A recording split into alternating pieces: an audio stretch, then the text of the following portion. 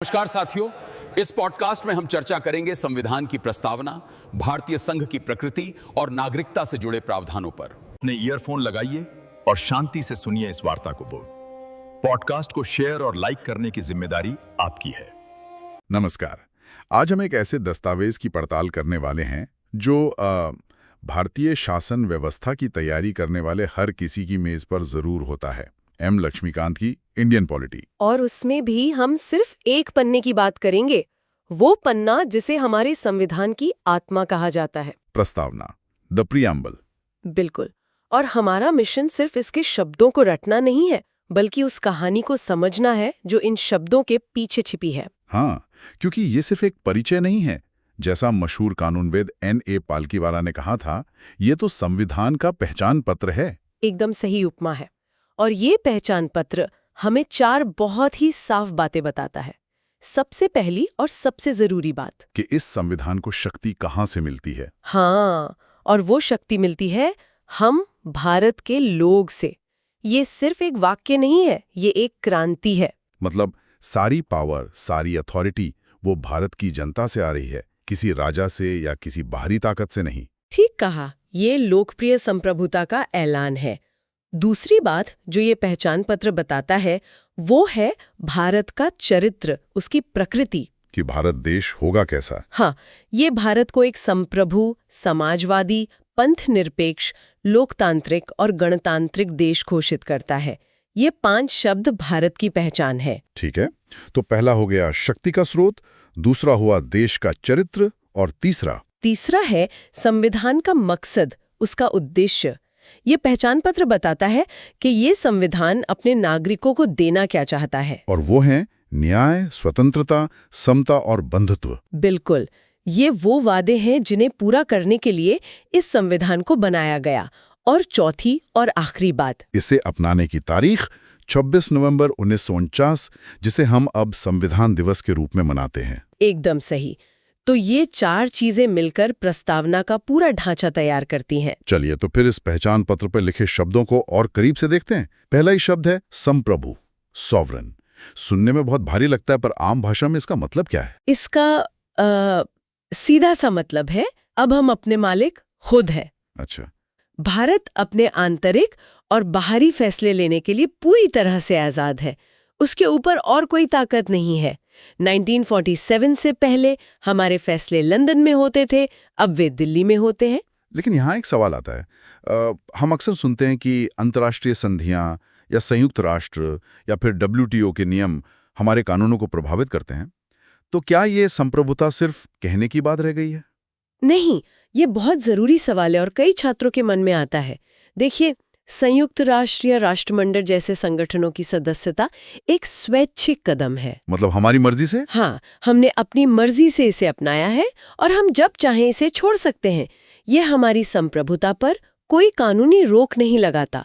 हाँ, ये सच है कि आज की दुनिया में कोई भी देश अलग थलग होकर काम नहीं कर सकता, पर अंतिम निर्णय लेने का अधिकार हमेशा हमारा ही रहता है। ठीक है, मतलब हम अपने फैसले खुद लेंगे। लेकिन हम कैसे फैसले लेंगे, किस तरह का देश बनाएंगे? यहीं पर वो शब्द आता है जिस पर सबसे ज्यादा बहस होती है, समाजवादी, सोशलिस्ट। सही पकड़ा आपने। ये शब्द 1976 में 42वें संशोधन के जरिए जोड़ा गया। तो क्या इसका मतलब है कि समाजवाद का विचार पहले संविधान में था ही नहीं? नहीं, ऐसा बिल्कुल नहीं है। राज्य के नीति निर्देशक सिद्धांतों, मतलब डायरेक्टिव प्रिंसिपल्स में ये भावना पहले से ही मौजूद थी। लेकिन जब हम समाजवाद सुनते हैं तो मन में चीन या सोवियत संघ जैसा मॉडल आता है जहां सब कुछ सरकार का होता है। क्या भारत का समाजवाद भी वैसा ही है? बिल्कुल नहीं। और यही सबसे महत्वपूर्ण अंतर है। भारत का समाजवाद लोकतांत्रिक समाजवाद है, साम्यवादी समाजवाद नहीं। मतलब हमारा मॉडल एक मिश्रित अर्थव्यवस्था का है जहां सरकारी और निजी क्षेत्र दोनों मिलकर काम करते हैं। सुप्रीम कोर्ट ने भी कहा है कि इसका लक्ष्य गरीबी, बीमारी और अवसर की असमानता को खत्म करना है। तो ये मार्क्सवाद और गांधीवाद का एक मिश्रण है। हाँ, कह सकते हैं, जिसमें झुकाव गांधीवादी समाजवाद की तरफ ज्यादा है। लेकिन यहाँ एक और परत है। 1991 में जो नई आर्थिक नीति आई, उदारीकरण, निजीकरण और वैश्वीकरण वाली। हाँ, उसने समाजवादी चरित्र पर गहरा असर डाला। वही मैं पूछने वाला था। आज जब हम निजीकरण की बात करते हैं तो क्या प्रस्तावना का ये शब्द सिर्फ एक आदर्श बनकर नहीं रह गया है? देखिए, ये एक सतत बहस का विषय है। नई आर्थिक नीति ने राज्य की भूमिका को बदला है, लेकिन समाजवादी शब्द आज भी एक दिशा निर्देशक की तरह है, एक नैतिक कंपास की तरह, जो याद दिलाता है कि विकास का अंतिम लक्ष्य क्या होना चाहिए। समाजवादी के साथ ही एक और शब्द जोड़ा गया, पंथ निरपेक्ष, सेक्युलर। इसके क्या मायने हैं? पंथ निरपेक्ष का मतलब है कि राज्य का अपना कोई धर्म नहीं होगा। राज्य सभी धर्मों का समान रूप से सम्मान करेगा और किसी के साथ भेदभाव नहीं करेगा। पर भारत की पंथ निरपेक्षता पश्चिमी देशों से अलग है ना? पश्चिम में तो सरकार और धर्म के बीच एक दीवार होती है। बहुत बढ़िया सवाल। पश्चिम में पंथ निरपेक्षता की एक नकारात्मक अवधारणा है, मतलब राज्य और धर्म एकदम अलग। लेकिन भारत में ये सकारात्मक है। सकारात्मक मतलब? इसका मतलब है कि राज्य धर्म से अलग तो है, पर तटस्थ नहीं। राज्य सभी धर्मों को बराबर सम्मान और समर्थन दे सकता है। यहाँ एक सख्त दीवार नहीं है। ये बहुत ही स्पष्ट व्याख्या है। अब आते हैं लोकतांत्रिक शब्द पर। हम सब जानते हैं कि भारत एक लोकतंत्र है, हम वोट देते हैं। लेकिन क्या प्रस्तावना में इसका मतलब सिर्फ वोट देने तक ही है? बिल्कुल नहीं। प्रस्तावना में लोकतांत्रिक शब्द का प्रयोग बहुत व्यापक अर्थ में है। ये सिर्फ राजनीतिक लोकतंत्र की बात नहीं करता, ये सामाजिक और आर्थिक लोकतंत्र की भी बात करता है। अच्छा। इस पर डॉक्टर अंबेडकर ने संविधान सभा में एक बहुत ही यादगार बात कही थी। उन्होंने कहा था, सामाजिक लोकतंत्र के बिना राजनीतिक लोकतंत्र टिक नहीं सकता। उन्होंने स्वतंत्रता, समता और बंधुत्व को एक त्रिमूर्ति बताया, जिन्हें एक दूसरे से अलग नहीं किया जा सकता। और इसी से जुड़ा अगला शब्द है गणराज्य, रिपब्लिक। लोकतंत्र और गणराज्य में क्या फर्क है? देखिए, ब्रिटेन भी एक लोकतंत्र है, लेकिन वहां देश की प्रमुख रानी है जो खानदानी तौर पर पद पाती हैं। हाँ। गणराज्य में देश का प्रमुख यानी हमारे राष्ट्रपति वंशानुगत नहीं होते, उन्हें एक निश्चित समय के लिए चुना जाता है। इसका गहरा मतलब ये है कि देश में सर्वोच्च शक्ति किसी एक खानदान में नहीं, बल्कि जनता में है। अब उन महान वादों पर आते हैं जो संविधान हमसे करता है। न्याय, स्वतंत्रता, समता और बंधुत्व। न्याय से शुरू करते हैं। प्रस्तावना 3 तरह के न्याय की बात करती है, सामाजिक, आर्थिक और राजनीतिक। और कहते हैं कि न्याय का यह आदर्श हमने 1917 की रूसी क्रांति से लिया था। बिल्कुल, ये दिखाता है कि हमारे संविधान निर्माता कितने खुले विचारों के थे। ठीक वैसे ही जैसे स्वतंत्रता, समता और बंधुत्व के आदर्श हमने फ्रांसीसी क्रांति से लिए। स्वतंत्रता, लिबर्टी, इसका मतलब क्या कुछ भी करने की आजादी है? नहीं, ये आजादी असीमित नहीं है, ये क्वालिफाइड है। मतलब इस पर वाजिब प्रतिबंध लगाए जा सकते हैं। आपकी आजादी वहां खत्म हो जाती है जहां से किसी और के अधिकारों का हनन शुरू होता है। और समता, इक्वालिटी। समता भी 3 स्तरों पर है। नागरिक बराबरी, मतलब कानून के सामने सब एक हैं। राजनीतिक बराबरी, मतलब हर वोट की कीमत बराबर है। और आर्थिक बराबरी, मतलब सबको आजीविका के समान अवसर मिले। और इन सबको जोड़ने वाला धागा है बंधुत्व, फ्रेटर्निटी, भाईचारा। बिल्कुल, बंधुत्व के बिना न तो समानता टिक सकती है, न स्वतंत्रता।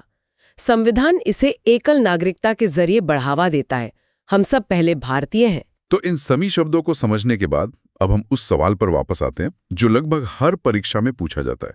क्या प्रस्तावना संविधान का हिस्सा है?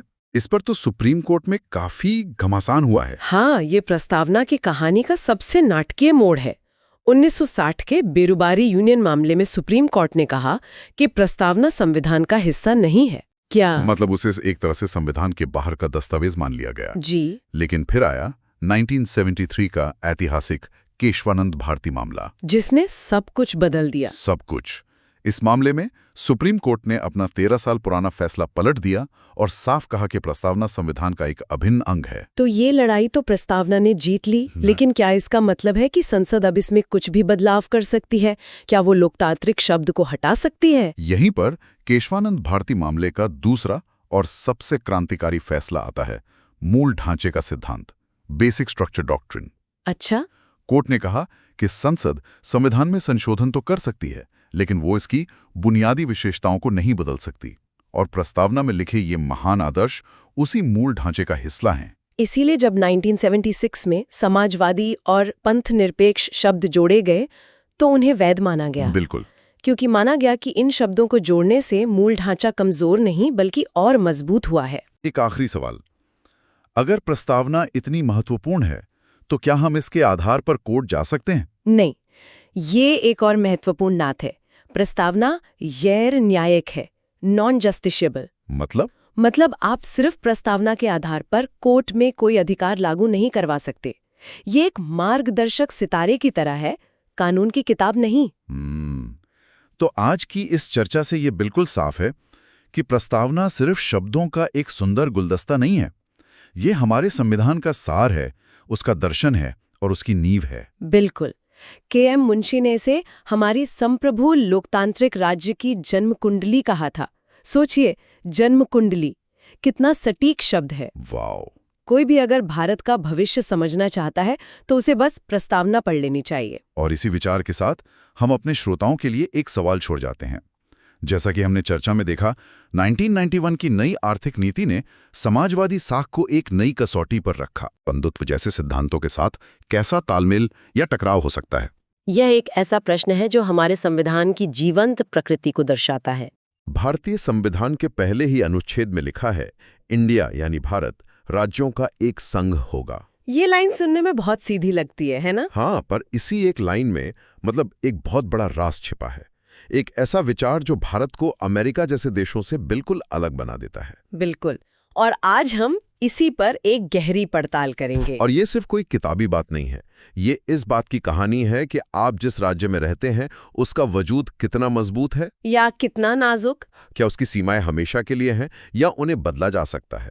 इसका जवाब हमारे संविधान के अनुच्छेद 1 से 4 में छिपा है। तो आज हमारा मिशन है भारत की राजनीतिक बनावट की पहेली को सुलझाना। हम ये जानेंगे कि संसद के पास देश का नक्शा बदलने की कितनी शक्ति है और आजादी के बाद से हमारा नक्शा कैसे और क्यों बदलता रहा। ये वो बुनियादी बातें हैं जो प्रतियोगी परीक्षाओं में अक्सर उलझाती हैं। तो चलिए इस कहानी की परतों को खोलते हैं। जरूर। तो शुरुआत करते हैं सबसे पहले शब्द से, इंडिया यानी भारत।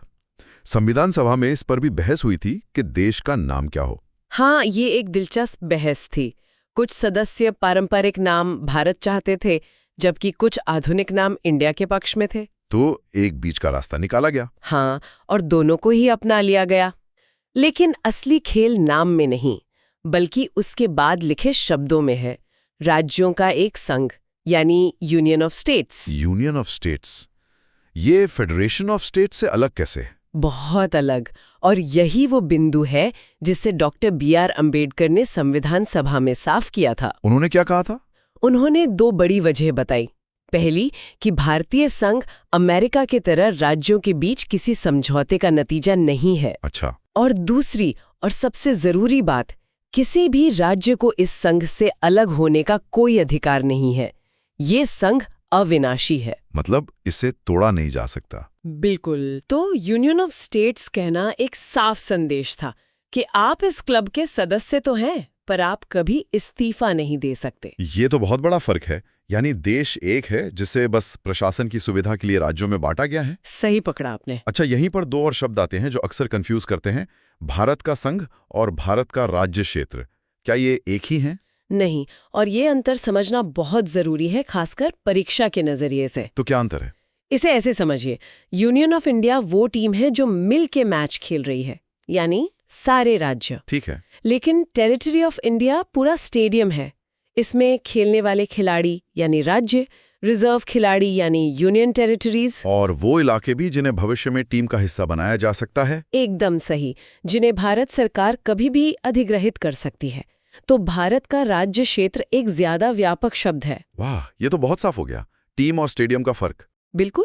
राज्यों के साथ शक्तियों का बंटवारा है, पर केंद्र शासित प्रदेशों पर तो सीधा केंद्र का शासन होता है। ठीक है, तो अब उस सवाल पर आते हैं कि इस स्टेडियम के अंदर खेल के मैदान की लाइनें कौन बदल सकता है? यहीं पर संसद की शक्तियों की बात आती है ना? जी हाँ, और यहीं पर भारतीय संविधान का सबसे अनोखा पहलू सामने आता है। वो क्या है? अनुच्छेद 2 और 3।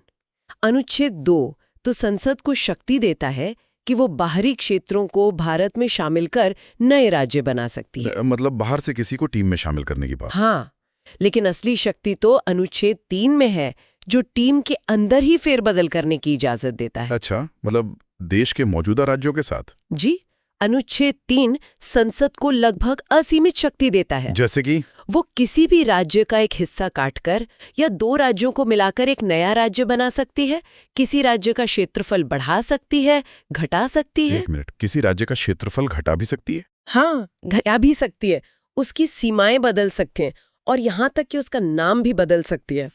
ये तो बहुत बड़ी शक्ति है।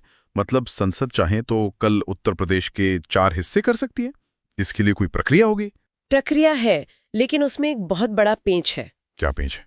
ऐसा कोई भी बिल लाने से पहले राष्ट्रपति की मंजूरी चाहिए और राष्ट्रपति उस बिल को संबंधित राज्य की विधानसभा के पास उनकी राय जानने के लिए भेजते हैं। तो फिर राज्य की राय का वजन तो होगा? कानूनी तौर पर बिल्कुल नहीं। यही तो पेंच है। मतलब राज्य विधानसभा को एक तय समय में अपनी राय देनी होती है, लेकिन संसद या राष्ट्रपति उस राय को मानने के लिए बाध्य नहीं है। क्या कह रही हैं?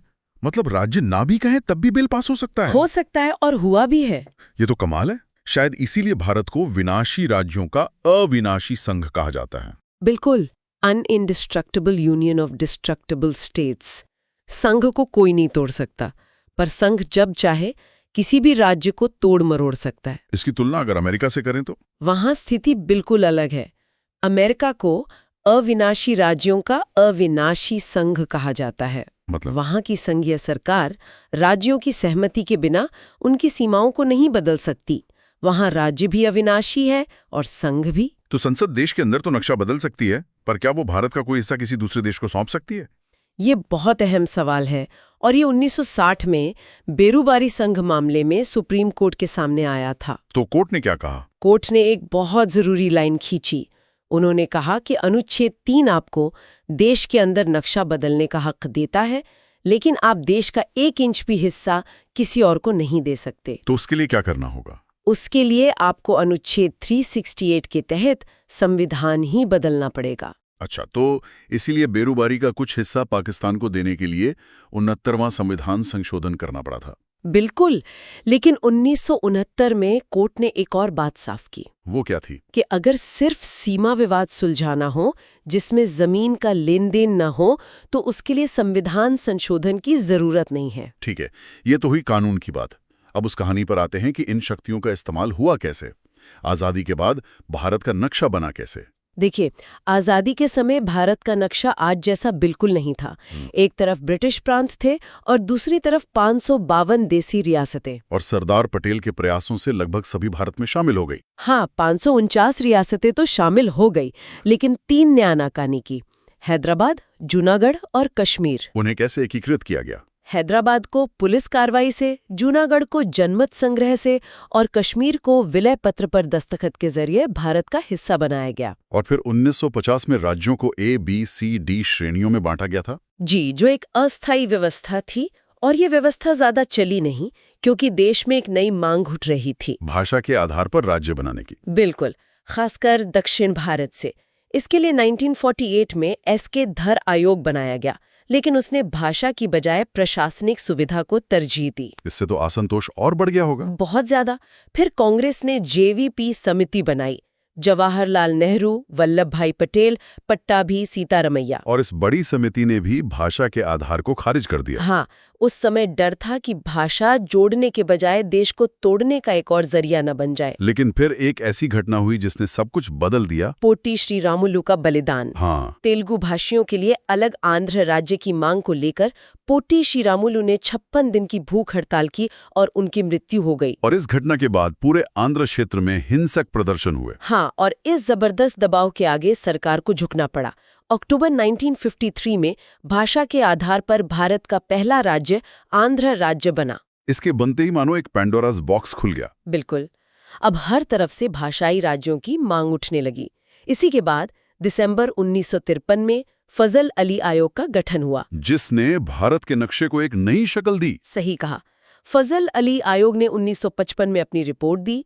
उन्होंने भाषा को पुनर्गठन का एक मुख्य आधार तो माना, लेकिन एक भाषा एक राज्य के कट्टर सिद्धांत को खारिज कर दिया। उनका मानना था कि देश की एकता सबसे ऊपर है। जी, उनकी सिफारिशों पर राज्य पुनर्गठन अधिनियम 1956 पास हुआ और 1 नवंबर 1956 को 14 राज्य और 6 केंद्र शासित प्रदेश बनाए गए। ये आजाद भारत के नक्शे का पहला बड़ा रिडिजाइन था। 1956 ने मंच तो तैयार कर दिया, लेकिन कहानी यहीं खत्म नहीं हुई। बिल्कुल नहीं।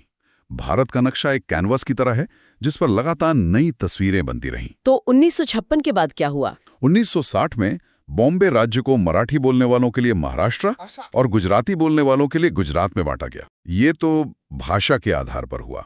फिर पूर्वोत्तर का दौर आया, जहां मुद्दा सिर्फ भाषा नहीं बल्कि अलग सांस्कृतिक पहचान का था। एकदम सही। 1963 में नागा आंदोलन के बाद असम से अलग होकर नागालैंड बना। फिर 1972 में मणिपुर, त्रिपुरा और मेघालय को पूर्ण राज्य का दर्जा मिला। और 1966 में पंजाब का पुनर्गठन हुआ। हाँ, जिससे पंजाब, हरियाणा और हिमाचल प्रदेश का मौजूदा स्वरूप सामने आया और चंडीगढ़ एक केंद्र शासित प्रदेश बना। इस पूरी कहानी में सिक्किम का किस्सा तो सबसे अनोखा लगता है। बहुत अनोखा। सिक्किम पहले भारत का एक संरक्षित राज्य था। फिर 35वें संशोधन से उसे एक सह राज्य का विशेष दर्जा दिया गया, जो भारतीय संविधान में एक नया प्रयोग था। हाँ, पर ये चला नहीं और 1975 में एक जनमत संग्रह के बाद 36वें संशोधन से सिक्किम भारत का 22वां पूर्ण राज्य बन गया। और फिर 1987 में 3 और राज्य बने, मिजोरम, अरुणाचल प्रदेश और गोवा। इसके बाद साल 2000 में जो 3 राज्य बने, छत्तीसगढ़, उत्तराखंड और झारखंड, उनकी मांग के पीछे मुख्य कारण पिछड़ापन और बेहतर प्रशासन की इच्छा थी, है ना? हाँ, यहाँ पर आधार भाषा से ज्यादा आर्थिक और प्रशासनिक था। और सबसे हालिया बड़ा बदलाव हमने 2014 में तेलंगाना के रूप में और 2019 में जम्मू कश्मीर के साथ देखा। हाँ, जब जम्मू और कश्मीर राज्य को 2 केंद्र शासित प्रदेशों में बांट दिया गया। जी, ये फिर से अनुच्छेद 3 के तहत संसद की शक्ति का एक बड़ा उदाहरण था। और साथ ही समय समय पर राज्यों के नाम बदलना, जैसे मद्रास का तमिलनाडु या उड़ीसा का उड़ीसा बनना, भी इसी शक्ति का प्रदर्शन है। तो आज की इस पड़ताल से ये बिल्कुल साफ है कि हमारे संविधान निर्माताओं ने कितना सोच समझकर एक ऐसा संघ बनाया जिसकी बाहरी दीवारें तो पत्थर की तरह मजबूत हैं, अविनाशी हैं, लेकिन अंदर की दीवारें जरूरत के हिसाब से बदली जा सकती हैं। और ये लचीलापन ही भारतीय संघवाद की सबसे बड़ी ताकत है। ये दिखाता है कि कैसे हमारा संविधान समय और लोगों की आकांक्षाओं के साथ खुद को ढालने की क्षमता रखता है, ताकि देश की एकता और अखंडता बनी रहे। बिल्कुल। और ये कहानी अभी भी जारी है। आज भी देश के अलग अलग हिस्सों से नए राज्यों की मांगें उठती रहती हैं। हाँ, चाहे वो विदर्भ हो या गोरखालैंड। ऐसे में ये सोचना जरूरी है कि 21वीं सदी में जब हम राज्यों के पुनर्गठन के बारे में सोचें तो हमें किन बातों को सबसे ज्यादा महत्व देना चाहिए? क्या पुरानी भाषाई पहचान को या फिर आज की आर्थिक और प्रशासनिक जरूरतों को? आज हम एक ऐसे सवाल की तह तक जाएंगे जो सुनने में तो बहुत सीधा लगता है, लेकिन है बड़ा पेचीदा। एक भारतीय नागरिक होने का आखिर मतलब क्या है? और ये सवाल सिर्फ अकादमिक नहीं है, बल्कि प्रतियोगी परीक्षाओं, खासकर यूपीएससी और एसएससी के लिए तो ये सोने की खान है। बिल्कुल। इसके कानूनी प्रावधानों से सीधे सवाल उठते हैं। बिल्कुल। आज हम इसी सफर को तय करेंगे। हमारे पास एम लक्ष्मीकांत की किताब का वो हिस्सा है जिसे इस विषय की गीता माना जाता है। जी। हमारी कोशिश होगी कि इसके पन्नों से निकलकर हम नागरिकता की पूरी कहानी को समझें। नागरिकता कैसे मिलती है, कैसे छीनी जा सकती है, और वो कौन से हक हैं जो सिर्फ और सिर्फ भारतीयों के लिए हैं। चलिए शुरू करते हैं। तो सबसे पहले एकदम बेसिक बात, किसी भी देश में मोटे तौर पर 2 तरह के लोग होते हैं। एक तो नागरिक यानी सिटीजन्स, और दूसरे विदेशी यानी एलियंस। इनमें सबसे बड़ा फर्क क्या है? सबसे बड़ा फर्क है अधिकारों और वफादारी का। नागरिक देश के पूरे सदस्य होते हैं, उनकी देश के प्रति पूरी वफादारी होती है। और बदले में उन्हें सारे नागरिक और राजनीतिक अधिकार मिलते हैं। वहीं विदेशी किसी और देश के नागरिक होते हैं, इसलिए उन्हें ये सारे अधिकार नहीं मिलते। यहाँ एक दिलचस्प बात यह है कि स्रोत के मुताबिक विदेशियों में भी 2 कैटेगरी हैं, दोस्त और दुश्मन। कानून की नजर में ऐसा ही है। मित्र विदेशी यानी फ्रेंडली एलियंस वो हैं जिनके देश से भारत के रिश्ते सामान्य हैं। ठीक है।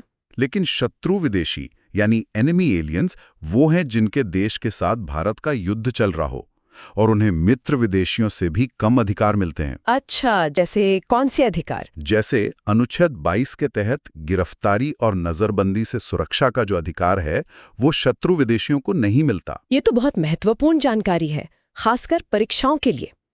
तो चलिए उन खास अधिकारों की लिस्ट बनाते हैं जो सिर्फ भारतीय नागरिकों के लिए हैं। ये एक एक्सक्लूसिव क्लब जैसा है। हाँ, कह सकते हैं। इस क्लब में क्या क्या मिलता है? इस क्लब की मेंबरशिप बहुत कीमती है। सबसे पहले तो कुछ मौलिक अधिकार हैं, जैसे अनुच्छेद 15 जो कहता है कि धर्म, जाति, लिंग या जन्म स्थान के आधार पर आपके साथ भेदभाव नहीं होगा। अनुच्छेद 16 जो सरकारी नौकरियों में बराबरी का मौका देता है। और सबसे बड़ा अनुच्छेद 19 बोलने की आजादी वाला। जी, जो हमें बोलने, कहीं भी आने जाने और कोई भी काम करने की आजादी देता है।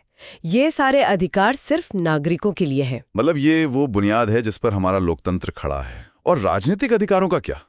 राजनीतिक अधिकारों में सबसे अहम है वोट देने का अधिकार। लोकसभा और विधानसभा चुनावों में सिर्फ भारतीय नागरिक ही वोट डाल सकते हैं। और चुनाव भी लड़ सकते हैं। बिल्कुल, न सिर्फ वोट देना बल्कि चुनाव लड़ने का हक भी सिर्फ नागरिकों को है। साथ ही देश के जो सबसे बड़े पद हैं, सोचिए राष्ट्रपति, उपराष्ट्रपति, सुप्रीम कोर्ट या हाई कोर्ट के जज, राज्यों के गवर्नर, ये सारे पद, इन पर बैठने का हक भी सिर्फ भारतीय नागरिकों को ही मिलता है। जन्म से नागरिक हो या बाद में बना हो, जिसे हम नेचुरलाइज्ड सिटीजन कहते हैं। लेकिन अमेरिका में नियम बहुत सख्त है। क्या नियम है वहाँ?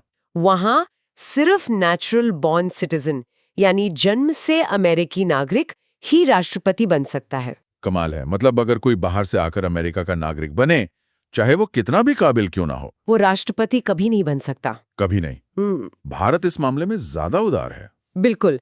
अब इसी से जुड़ा एक और बड़ा कॉन्सेप्ट है भारत की एकल नागरिकता या सिंगल सिटीजनशिप। हाँ, ये अक्सर कंफ्यूज करता है। भारत एक संघीय देश है, मतलब केंद्र और राज्यों की दोहरी सरकारें हैं, तो फिर नागरिकता दोहरी क्यों नहीं? सही सवाल है। अमेरिका की तरह जहां आप देश के भी नागरिक होते हैं और अपने राज्य के भी। देखिए, हमारे संविधान निर्माताओं ने इस पर बहुत सोचा था। अमेरिका या स्विट्जरलैंड में दोहरी नागरिकता है जी। इसका मतलब है कि राज्य अपने नागरिकों को कुछ खास अधिकार दे सकता है, जैसे वोट देने या सरकारी नौकरी पाने में प्राथमिकता। अच्छा। इससे एक राज्य के नागरिक और दूसरे राज्य के नागरिक के बीच भेदभाव की गुंजाइश बन जाती है। तो संविधान निर्माता इसी भेदभाव को रोकना चाहते थे। एकदम सही। उनका मकसद था भाईचारे और एकता की भावना को मजबूत करना और एक अखंड राष्ट्र बनाना। एकल नागरिकता ये सुनिश्चित करती है कि आप कहीं के भी हों। हाँ, आप चाहे तमिलनाडु में पैदा हुए हों या कश्मीर में, आपको पूरे भारत में एक जैसे नागरिक और राजनीतिक अधिकार मिलेंगे। आपका पासपोर्ट सिर्फ रिपब्लिक ऑफ इंडिया का होता है, किसी राज्य का नहीं। ये सोच तो बहुत अच्छी है, लेकिन क्या ये नियम हमेशा हर हाल में लागू होता है? क्योंकि असल जिंदगी में तो हम देखते हैं कि राज्य अपने निवासियों को कुछ फायदे देते हैं। आपने बिल्कुल सही नब्ज पकड़ी है। जैसे एडमिशन में या नौकरियों में। जी, यहीं पर इस नियम के कुछ अपवाद सामने आते हैं और परीक्षा में सवाल भी यहीं से बनते हैं। सोचिए, एकल नागरिकता एक नेशनल हाईवे की तरह है जो सबको बराबर अधिकार देता है। लेकिन कभी-कभी कुछ राज्यों को लोकल ट्रैफिक के लिए छोटी-मोटी सर्विस लेन बनाने की इजाजत होती है। ये बढ़िया एनालॉजी है। तो ये सर्विस लेन क्या है? पहला अपवाद क्या है? पहला अपवाद है अनुच्छेद 16 के तहत संसद को यह अधिकार है कि वो कुछ खास सरकारी नौकरियों के लिए किसी राज्य या केंद्र शासित प्रदेश में निवास यानी रेजिडेंस की शर्त लगा सकती है। अच्छा, ये अधिकार सिर्फ संसद के पास है, राज्यों के पास नहीं? केवल संसद के पास। जैसे आंध्र प्रदेश और तेलंगाना के लिए ये व्यवस्था की गई है। और दूसरा अपवाद जुड़ा है अनुच्छेद 15 से। संविधान जन्म स्थान यानी प्लेस ऑफ बर्थ के आधार पर भेदभाव को तो रोकता है, लेकिन निवास स्थान यानी प्लेस ऑफ रेजिडेंस के आधार पर नहीं। ये एक बहुत बारीक फर्क है। इसी वजह से राज्य अपने निवासियों को कुछ फायदे दे पाते हैं। बिल्कुल, इसी वजह से कोई राज्य अपने रेजिडेंट्स को शिक्षा शुल्क में रियायत जैसे फायदे दे सकता है जो बाहर के छात्रों को नहीं मिलते। और तीसरा अपवाद शायद आदिवासी क्षेत्रों से जुड़ा है। बिल्कुल, अनुसूचित जनजातियों की अनोखी संस्कृति, भाषा और जमीन की रक्षा के लिए अनुच्छेद 19 के तहत उनके क्षेत्रों में बाहरी लोगों के आने जाने, बसने और जमीन खरीदने पर रोक लगाई जा सकती है। ये उनकी पहचान को बचाने के लिए एक जरूरी कदम है। जी हाँ। ठीक है, तो अब नागरिकता के सबसे व्यवहारिक हिस्से पर आते हैं। भारत का नागरिक बनने का रूल बुक क्या कहता है? मतलब नागरिकता मिलती कैसे है? संविधान ने तो बस ये बताया कि 26 जनवरी 1950 को कौन-कौन भारत का नागरिक बना। अच्छा, सिर्फ उस एक दिन के लिए? का काम संसद पर छोड़ दिया और संसद ने इसी शक्ति का इस्तेमाल करके 1955 में नागरिकता अधिनियम बनाया, जिसमें वक्त के साथ कई बदलाव हुए हैं। बहुत बदलाव हुए हैं। तो आज की तारीख में नागरिक बनने के क्या रास्ते हैं? इस अधिनियम के तहत 5 रास्ते हैं। पहला और सबसे आम है जन्म से, यानी बाय बर्थ। लेकिन यहाँ कहानी में एक बड़ा ट्विस्ट है। ट्विस्ट? हाँ, समय के साथ ये नियम बहुत सख्त होता गया। वो कैसे? देखिए, 1 जुलाई 1987 से पहले भारत में पैदा होने वाला हर बच्चा भारत का नागरिक बन जाता था। हर बच्चा? चाहे उसके माता पिता किसी भी देश के हों? जी हाँ, इसे जस सोली या धरती का अधिकार कहते हैं। जो इस मिट्टी पर पैदा हुआ वो यहीं का है। ये तो बहुत उदार नियम था, फिर इसे बदला क्यों गया? स्रोत सीधे तौर पर कारण नहीं बताता, लेकिन कानून में बदलाव अक्सर उस समय की सामाजिक राजनीतिक परिस्थितियों को दर्शाते हैं। माना जाता है कि अवैध आप्रवासन की बढ़ती चिंताओं के चलते नियमों को सख्त करने की जरूरत महसूस हुई। तो 1987 में क्या बदला? 1987 में एक शर्त जोड़ दी गई कि जन्म के समय माता पिता में से कम एक का भारतीय नागरिक होना जरूरी है। और ये नियम और भी सख्त हुआ? हाँ, 2004 के संशोधन के बाद नियम और भी कड़ा हो गया। अब जन्म से नागरिकता तभी मिलती है जब या तो आपके दोनों माता पिता भारतीय हों या फिर एक भारतीय हो और दूसरा अवैध प्रवासी, मतलब इलीगल माइग्रेंट ना हो। तो आप देख सकते हैं कि हम एक बहुत ही उदार व्यवस्था से एक बहुत ही नियंत्रित व्यवस्था की तरफ बढ़े हैं। ये तो हुआ जन्म से। दूसरा तरीका क्या है? दूसरा तरीका है वंश के आधार पर, यानी बाय डिसेंट। ये उन लोगों के लिए है जिनका जन्म भारत से बाहर हुआ हो। अच्छा। यहाँ भी एक दिलचस्प बदलाव हुआ है। 1992 से पहले ये अधिकार सिर्फ पिता के भारतीय होने पर मिलता था। मतलब एक तरह से पितृसत्तात्मक सोच थी। बिल्कुल। लेकिन 1992 में इसे लैंगिक रूप से तटस्थ, जेंडर न्यूट्रल बनाया गया और कहा गया कि माता या पिता में से कोई भी एक भारतीय हो तो बच्चे को नागरिकता मिल सकती है। ये तो एक बहुत बड़ा सुधार था। जी। और 2004 के बाद एक शर्त और जोड़ दी गई कि ऐसे जन्म का 1 साल के अंदर भारतीय दूतावास में रजिस्ट्रेशन कराना जरूरी है। और बाकी 3 तरीके कौन से हैं? जल्दी से बता दीजिए। तीसरा है पंजीकरण द्वारा, यानी बाय रजिस्ट्रेशन। ये मुख्य रूप से भारतीय मूल के लोगों के लिए है। इसके लिए आमतौर पर आवेदन करने से 7 साल पहले तक भारत में रहना जरूरी है।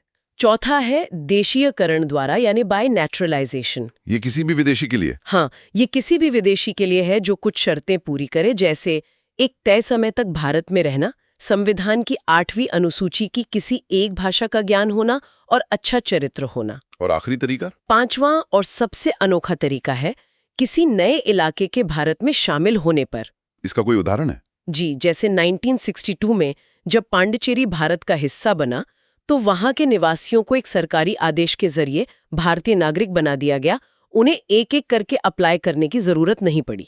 तो ये थे नागरिक बनने के 5 रास्ते। अब सिक्के का दूसरा पहलू देखते हैं, नागरिकता खत्म कैसे होती है। मेरे ख्याल से परीक्षा की तैयारी करने वालों के लिए इसे याद रखने का एक आसान तरीका हो सकता है। आप छोड़ दें यानी क्विट। अच्छा। आपसे छीन ली जाए यानी किक्ड आउट, या अपने आप खत्म हो जाए यानी आउट। ये बहुत अच्छा तरीका है इसे याद रखने का। कानून भी यही 3 तरीका बताता है। पहला, स्वेच्छा से त्याग यानी रेनंसिएशन। ये मेरा क्विट वाला पॉइंट हुआ। हाँ, कोई भी वयस्क भारतीय नागरिक घोषणा करके अपनी नागरिकता छोड़ सकता है। और दूसरा तरीका है समाप्ति यानी टर्मिनेशन। ये आपका आउट हो जाना है। ये अपने आप होता है। कैसे? जैसे ही कोई भारतीय नागरिक जानबूझकर किसी दूसरे देश की नागरिकता लेता है, उसकी भारतीय नागरिकता उसी पल अपने आप खत्म हो जाती है, क्योंकि हमारा संविधान दोहरी नागरिकता की इजाजत नहीं देता। और तीसरा जो सबसे गंभीर लगता है, वंचित किया जाना यानी डिप्राइवेशन। ये आपका किक्ड आउट वाला पॉइंट है। हाँ, ये सरकार द्वारा की जाने वाली एक दंडात्मक कार्रवाई है। केंद्र सरकार कुछ खास मामलों में किसी की नागरिकता छीन सकती है।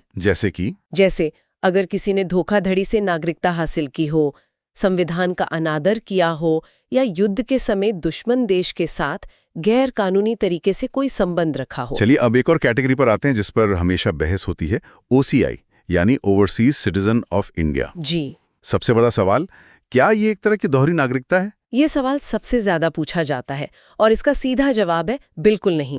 बिल्कुल नहीं। भारतीय संविधान का अनुच्छेद 9 साफ कहता है कि दोहरी नागरिकता नहीं हो सकती। OCI कोई नागरिकता नहीं है, बल्कि ये भारतीय मूल के विदेशी नागरिकों के लिए एक खास स्टेटस है। एक तरह का कार्ड। हाँ, एक तरह का कार्ड है जो उन्हें भारत से जोड़े रखता है। तो इसे ऐसे समझ सकते हैं कि एक नागरिक परिवार का सदस्य है, जबकि OCI कार्ड धारक एक करीबी दोस्त है जिसके पास घर की चाबी है। ये एकदम परफेक्ट एनालॉजी है। वो आ जा सकता है, घर में रह सकता है, लेकिन परिवार के बड़े फैसलों में उसका वोट नहीं होता। बिल्कुल सही। OCI कार्ड धारकों को भारत आने के लिए जिंदगी भर का वीजा मिलता है। उन्हें भारत में कितनी भी देर रुकने के लिए पुलिस में रजिस्ट्रेशन नहीं कराना पड़ता। और उन्हें आर्थिक और शैक्षिक मामलों में NRI के बराबर कुछ अधिकार मिलते हैं। और वो क्या-क्या नहीं कर सकते जो परिवार के सदस्य वाले अधिकार हैं? यही सबसे जरूरी है। वे भारत में वोट नहीं दे सकते, चुनाव नहीं लड़ सकते, संवैधानिक पद, राष्ट्रपति या जज जैसे संवैधानिक पद नहीं ले सकते, कोई सरकारी नौकरी नहीं कर सकते, और सबसे अहम, वे भारत में खेती की जमीन नहीं खरीद सकते। तो ये नागरिकता से बहुत अलग है। स्रोत में कुछ हालिया संशोधनों का भी जिक्र है, जैसे असम समझौता और 2019 का नागरिकता संशोधन अधिनियम। जी, संक्षेप में 1985 का संशोधन असम समझौते को लागू करने के लिए किया गया था, जिसमें बांग्लादेश से आए प्रवासियों की नागरिकता के लिए एक अलग कट ऑफ तारीख तय की गई थी। स्थान से आए 6 समुदायों हिंदू, सिख, बौद्ध, जैन, पारसी और ईसाई के उन लोगों से संबंधित है जो 31 दिसंबर 2014 तक भारत आ गए थे। तो उनके लिए क्या प्रावधान है? कानून उन्हें अवैध प्रवासी नहीं मानता और देशीयकरण के जरिए नागरिकता देने का रास्ता आसान करता है। उनके लिए भारत में रहने की जरूरी अवधि को 11 साल से घटाकर 5 साल कर दिया गया है। क्या ये नियम पूरे देश में एक जैसा लागू होता है? नहीं, और ये एक महत्वपूर्ण बिंदु है। स्रोत साफ करता है कि ये प्रावधान संविधान की 6ठी अनुसूची में शामिल आदिवासी क्षेत्रों और इनर लाइन परमिट वाले इलाकों में लागू नहीं होते हैं। तो आज की इस पूरी बातचीत से कुछ बातें एकदम साफ हो गई। पहली, नागरिक और विदेशी के बीच अधिकारों का जमीन आसमान का फर्क। जी। दूसरी, भारत की एकल नागरिकता की अनोखी व्यवस्था और उसके कुछ जरूरी अपवाद।